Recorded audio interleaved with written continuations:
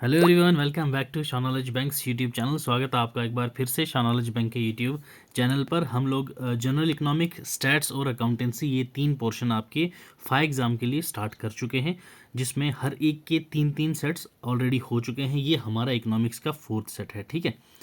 Okay, economics का आज fourth set हम लोग डिस्कस करेंगे, that is rule of RBI. ठीक है, आरबीआई का रूल क्या है हमारी इकोनॉमिक ग्रोथ में या फिर वेरियस अदर ऑर्गेनाइजेशंस में, आरबीआई के फंक्शंस क्या हैं, और आरबीआई एक्ट 1934 वो क्या है, उसका स्ट्रक्चर किसने फ्रेम किया था, कौन सी कमीशन थी। ठीक है, जो भी आपके एग्ज़ाम ओरिएंटेड एमसीक्यूज रहेंगे, देन हम लोग वो डिस्कस करेंगे वन बाय वन। क्लियर भाई लोग? हाँ, इसके बाद आपको बता दूं, हम लोग साइंस वाला पोर्शन भी स्टार्ट करने वाले हैं जल्दी।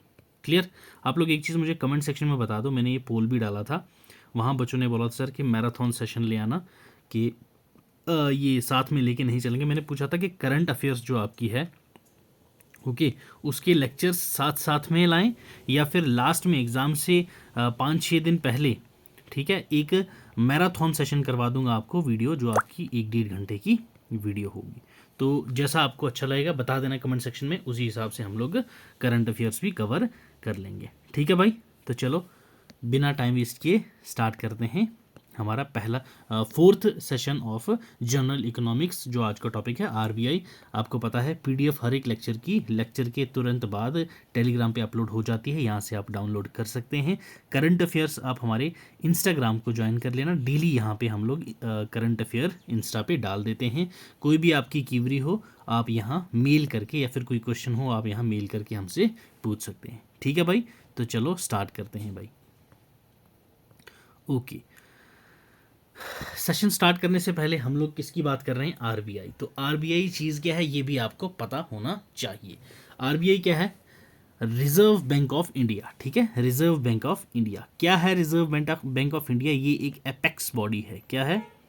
एपेक्स बॉडी है, मतलब कि इंडिपेंडेंट बॉडी है ये। गवर्नमेंट ऑफ इंडिया के अंडर आती है, बट गवर्नमेंट की नहीं सुनती है। क्लियर? याद रखना, ये इंडिपेंडेंट बॉडी है। ये जो इसके बोर्ड ऑफ डायरेक्टर्स होते हैं वही इसके फैसले लेते हैं। क्लियर? यहाँ तक क्लियर हो गया भाई? नेक्स्ट चीज़, आरबीआई जो है ये नेशनल इंपॉर्टेंस के लिए और हमारी इंडियन इकोनॉमी के लिए एक मोस्ट इंपॉर्टेंट पिलर है। ठीक है, और ये आईएमएफ का मेंबर है। कब से? याद रखना, 1947 से। ओके, इंटरनेशनल मॉनेटरी फंड जो है उसके आरबीआई जो है वो मेंबर है। कब से? 1947 से। ठीक है, आरबीआई जो है इंडिया का सेंट्रल बैंक है। ठीक है, इसको हम लोग सेंट्रल बैंक ऑफ इंडिया कहते हैं, या फिर बैंकर्स, ठीक है, बैंकर ऑफ बैंकर्स। ठीक है, बैंकों का बैंक है ये, हम लोग आरबीआई को बोलते हैं। ठीक है, क्लियर? अब ये तो होगी प्लेन सिंपल सी डेफिनेशन। आरबीआई का काम क्या है, आरबीआई का फंक्शन क्या है, वन बाय वन हम लोग डिस्कस करते हैं। अब देखो भाई, आरबीआई का जो एक्ट था वो इनेक्ट हुआ था 1934 में। कब हुआ था? 1934 में, आरबीआई एक्ट के अकॉर्डिंग। तो अब आपको पता होना चाहिए जो उसका स्ट्रक्चर था वो किसने प्रिपेयर किया था। ठीक है, जो आरबीआई एक्ट 1934 का था वो प्रिपेयर किया था रॉयल कमीशन ने। क्लियर? याद रखना है आपने, royal commission. Clear? Royal commission कब आई थी भाई? ये भी आपको पता होना चाहिए, 1926 में। ठीक है, इसके चेयरपर्सन कौन थे? तो इसके चेयरपर्सन थे Hilton young. Okay, Hilton young.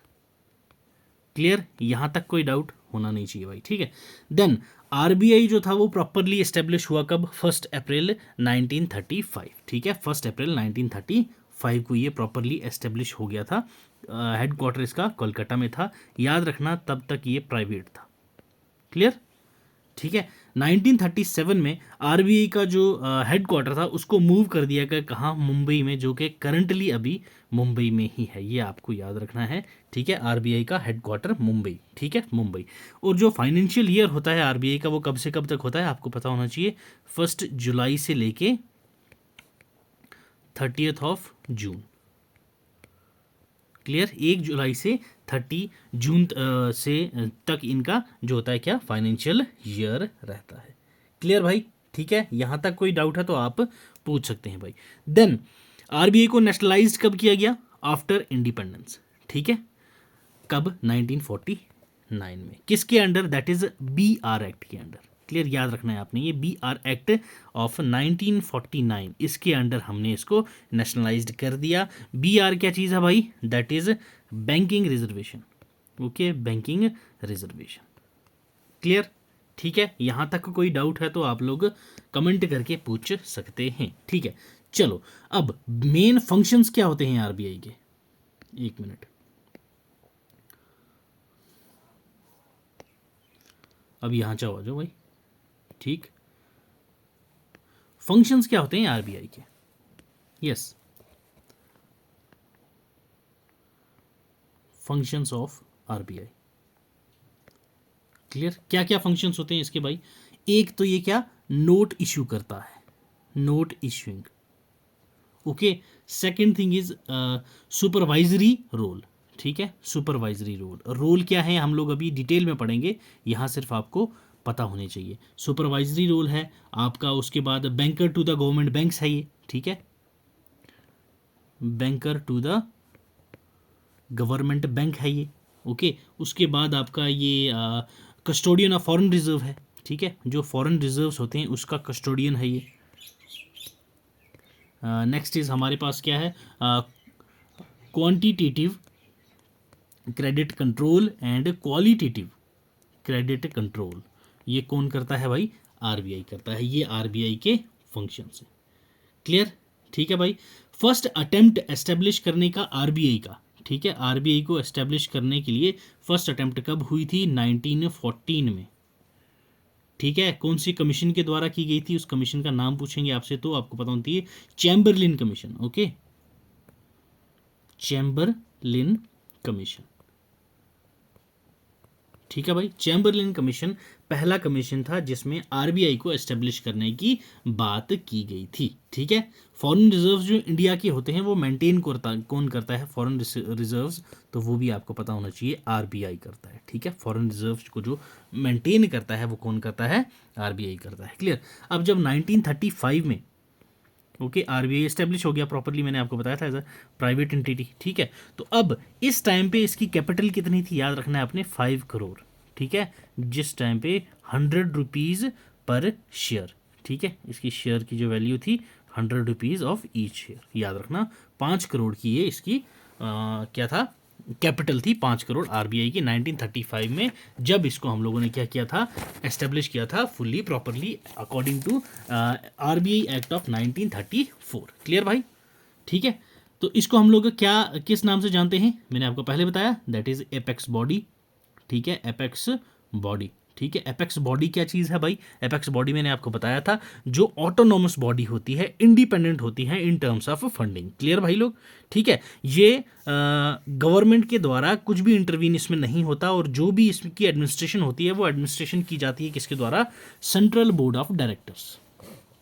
Okay, central board of directors. ठीक है, अब आपको पता होना चाहिए मैक्सिमम इसके मेंबरशिप कितनी होती हैं, तो 24 इसके मैक्सिमम मेंबर्स होते हैं। आज की डेट में इसके 21 प्रेजेंट मेंबर हैं। क्लियर, अब मोस्ट इंपॉर्टेंट अगर एडमिनिस्ट्रेशन में पूछा जाए कौन होता है, तो वो होता है कौन? Governor of RBI। ठीक है, गवर्नर ऑफ RBI। तो अभी 25th गवर्नर कौन है RBI का? यस, बताइए, शक्तिकांत दास। ठीक है, शक्तिकांता दास।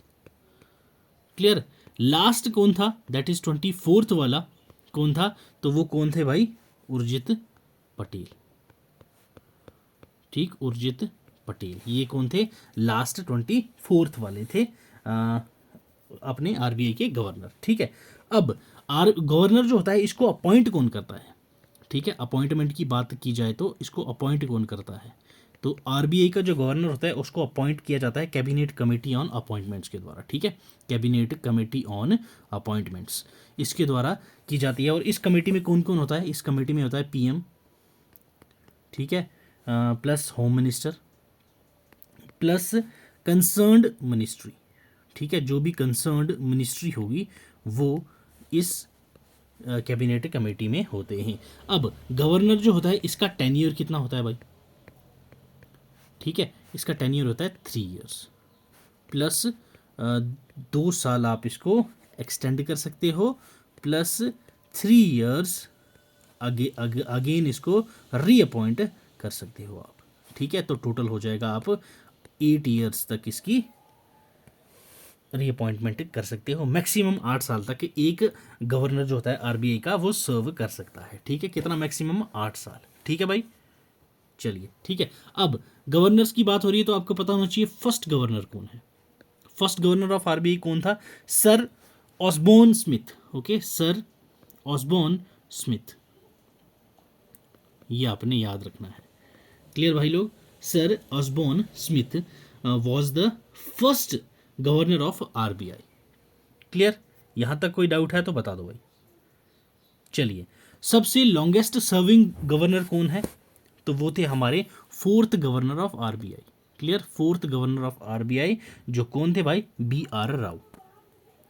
बी आर राव ये लॉन्गेस्ट सर्विंग है। Longest serving RBI governor.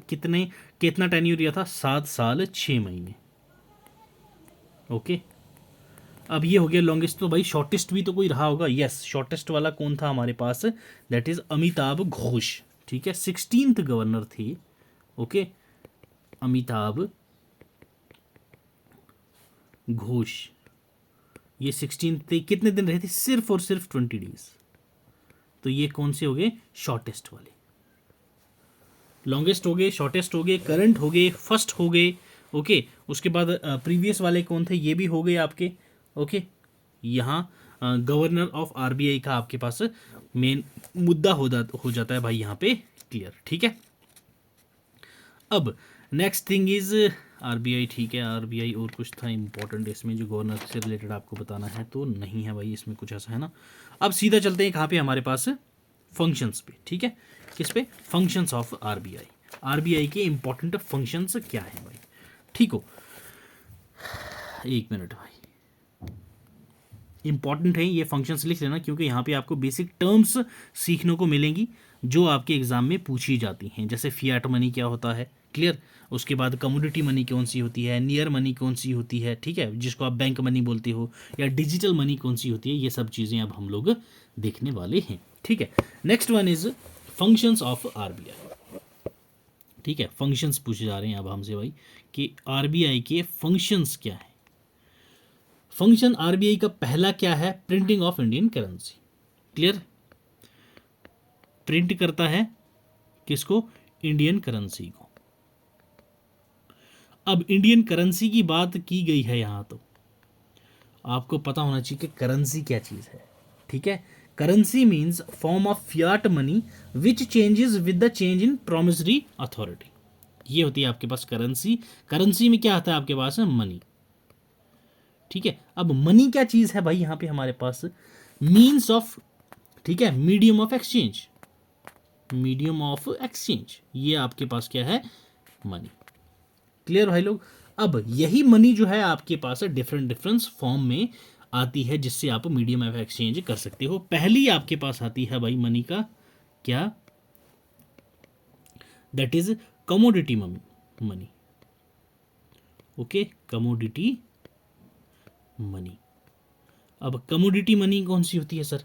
Commodity money जो होती है इसको आप लोग मेटल कॉइन्स बोल सकते हो। आजकल ये यूज नहीं होता, ओके। मेटल कॉइन्स, ये हमारी कमोडिटी मनी थी। क्लियर? चलिए, नेक्स्ट वन क्या थी हमारे पास? Second one is fiat money.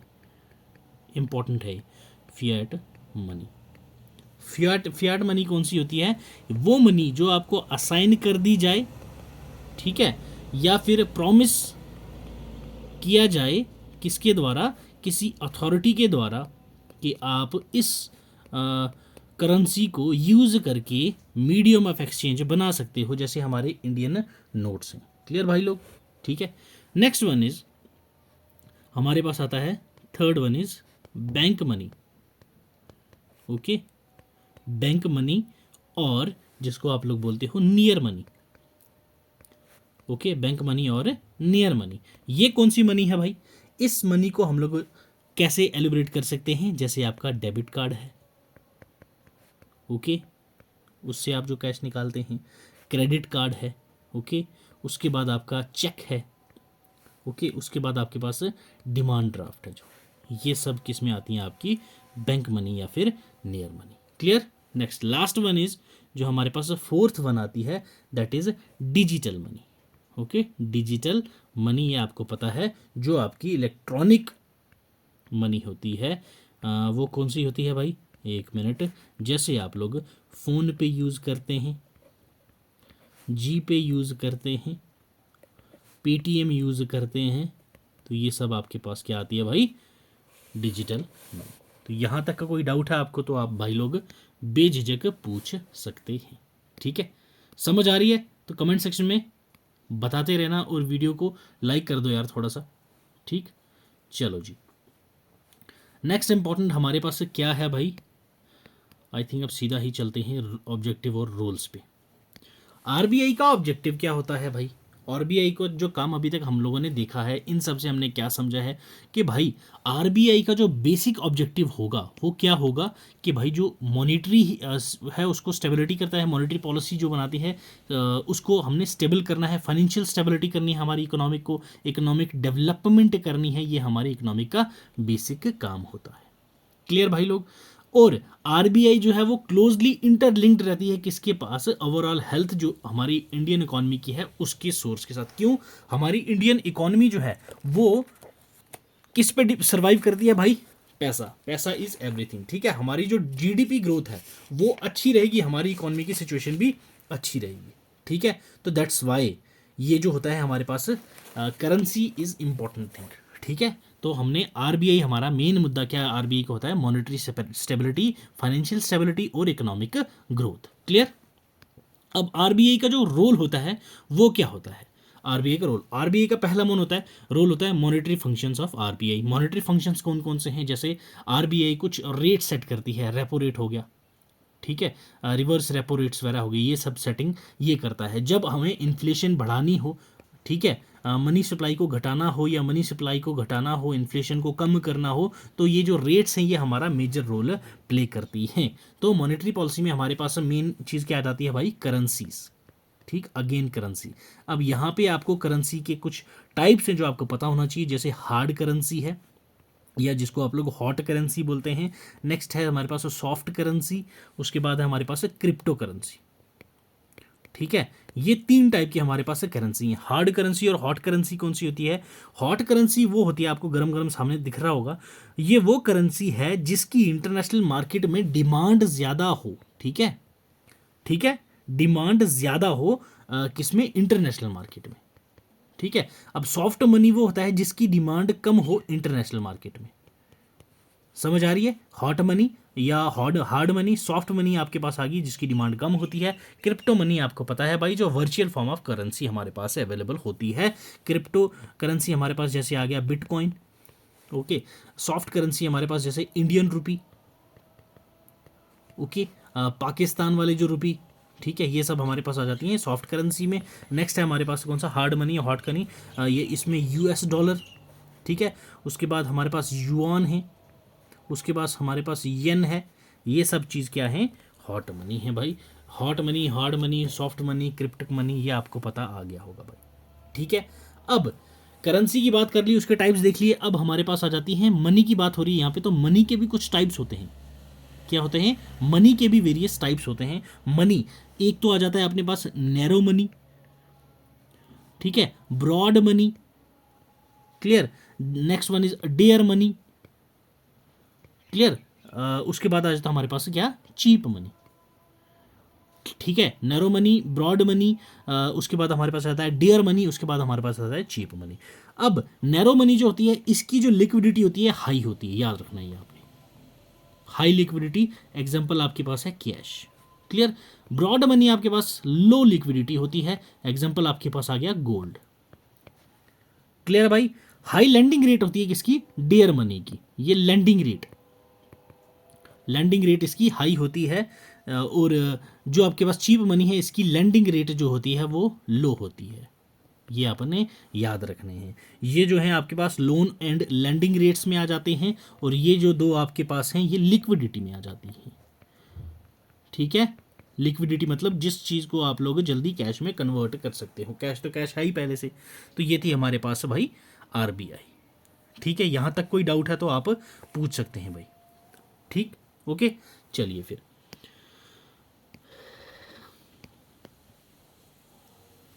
Next है हमारे पास रेगुलेशन एंड सुपरवाइजर।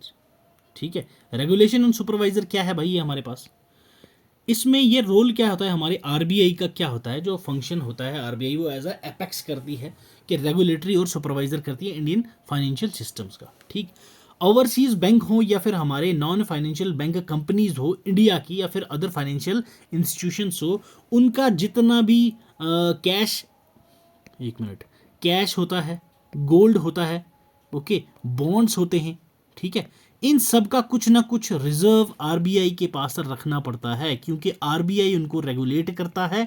ठीक है, कि आप लोन कब देंगे, कब लोन ज़्यादा रेट पे, ज़्यादा इंटरेस्ट पे दोगे, कब कम इंटरेस्ट पे दोगे। उसके बाद आरबीआई सुपरवाइज करता है कि भाई जो इनके पास कैश है, जो इनके पास आके सेविंग्स अकाउंट में पैसा रख रहे हैं लोग, क्या अगर कल को इस बैंक का बैंक निकाला हो गया तो उस टाइम पे ये जो उन्होंने कैश रखा है उनको दे सकेंगे या नहीं। तो दैट्स वाई कुछ परसेंट वो अपने पास रखते हैं, जिसको वो एज अ रेगुलेटरी और सुपरवाइजर वे में उसको सुपरवाइज भी करते हैं और रेगुलेट भी करते हैं। क्लियर भाई, यहाँ तक कोई डाउट तो आप पूछ सकते हैं। ठीक है, अब रेगुलेट करना, सुपरवाइज करना, दैट्स ओके। ठीक है, अब ये क्या होता है, bankers to the government and banks, मतलब आरबीआई जो है वो दूसरे बैंक्स का बैंकर होता है। अगर मान लो एसबीआई है, ठीक है, जे&के बैंक है, इनको हेल्प चाहिए तो ये कहाँ जाएंगे, आरबीआई के पास। ठीक है, आरबीआई जो है वो सर्व करता है as a banker to both central and state governments. ठीक है, सबको, किसी को भी लोन चाहिए हो तो आरबीआई के पास जाते हैं कि भाई थोड़ा पैसा दे दो, बाद में आपको हम लोग वापस लौटा देंगे इंटरेस्ट के साथ या इंटरेस्ट के अलावा, ऐसा कुछ नहीं। हाँ, इंटरेस्ट के साथ आपको इनको वापस लौटाना पड़ता है, बट आरबीआई के पास जो आपको रखना पड़ता है कैश रिजर्व्स, सीआरआर है, ठीक है, एसएलआर है, उस पे, उस डिपॉजिट पे आरबीआई आपको कुछ भी इंटरेस्ट नहीं देता। ये चीज़ याद रखना, ये पॉइंट आपने याद रखनी है। ठीक है, और बैंकिंग सर्विसेज जितने भी हैं वो आरबीआई बैंक्स को देता है। अब बैंक में होता काम क्या है भाई, प्रिंटिंग ऑफ मनी। ठीक है, क्या होता है, प्रिंटिंग ऑफ मनी। तो अब ये प्रिंटिंग और मिंटिंग जो होती है नोट्स की, कहाँ कहाँ होती है ये भी आपको पता होना चाहिए।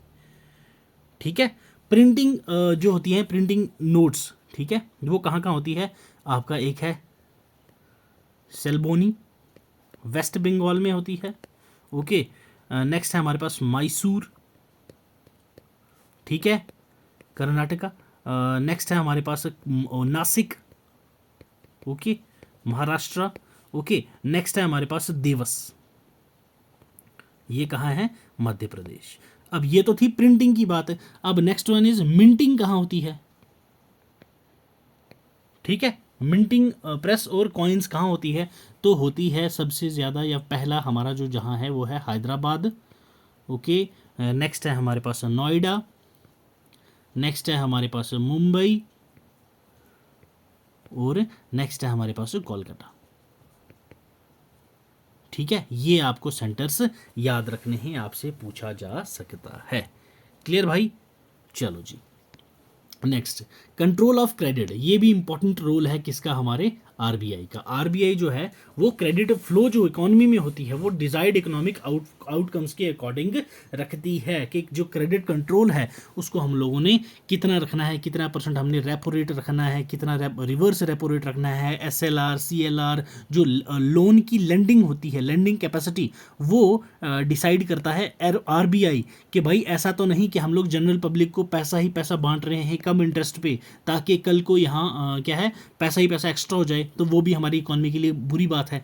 अब इतना हाई इंटरेस्ट भी ना रखें कि भाई लोग के आम आदमी को खाने की भी लाले पड़ जाए। ठीक है, तो वो क्रेडिट कंट्रोल कौन करता है, that is RBI. Next one is foreign exchange management. Foreign exchange management में क्या चीज़ आपकी आती है, जो भी बाहर के फॉरेन रिजर्व्स हैं उसका कस्टडियन कौन होता है, आरबीआई होता है। ये भी मैंने आपको बताया, जो फॉरेन रिजर्व्स होते हैं अपने, ठीक है, फॉरेन रिजर्व्स वो मेंटेन किया जाता है किसके द्वारा,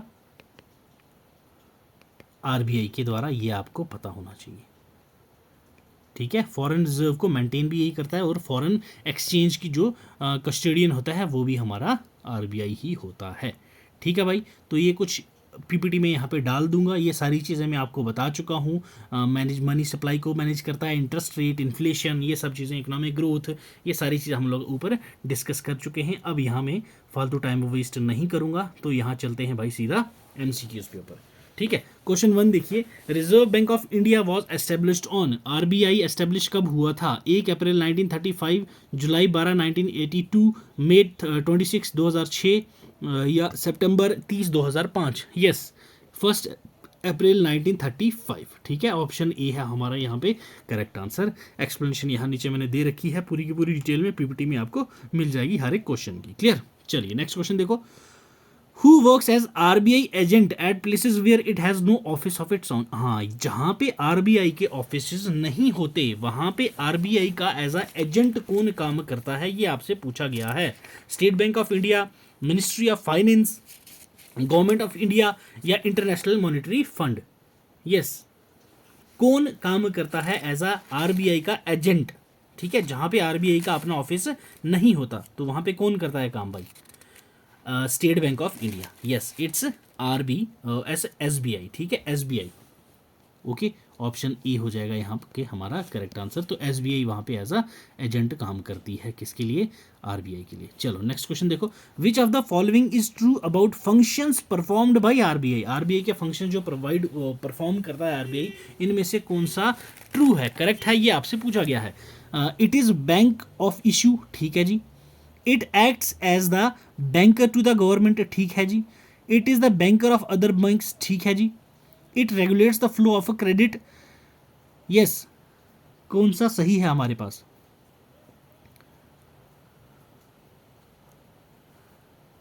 यस, बताइए कौन सा वाला हमारे पास सही है यहाँ पे?